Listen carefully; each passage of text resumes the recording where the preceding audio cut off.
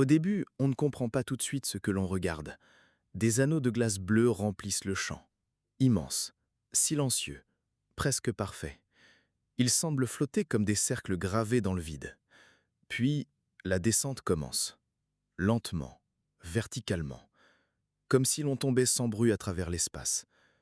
Plus on s'approche, plus les détails apparaissent. Des fissures glacées, des reflets pâles, des ombres profondes qui donnent l'impression que chaque anneau pourrait engloutir une planète entière. Et au milieu de cette immensité, une silhouette minuscule apparaît. Un astronaute, seul, en combinaison noire.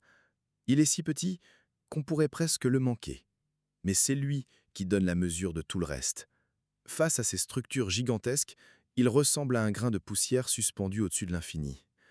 La caméra continue de descendre, et les bleus froids laissent place à une lumière dorée, chaude, presque irréelle. En dessous, quelque chose tourne. Une tempête massive, hexagonale, parfaitement monstrueuse. Ses bords sont nets, géométriques, impossibles, comme si la nature avait décidé de dessiner une forme sacrée au cœur du chaos.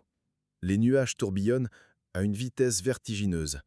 Des couches de gaz s'enroulent, se déchirent, se reforment. Chaque mouvement semble lent à cette échelle, mais on sent la violence cachée derrière cette beauté.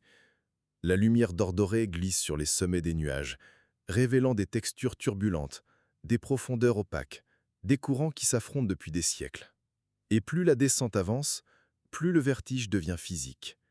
Ce n'est plus seulement une image, c'est une chute vers quelque chose de trop grand pour être compris. L'astronaute reste suspendu, fragile, presque immobile, devant une tempête plus vaste que des continents. À cet instant, l'univers ne paraît pas vide, il paraît vivant, immense, écrasant. Et nous, face à lui, nous ne sommes qu'un point noir dans la lumière dorée.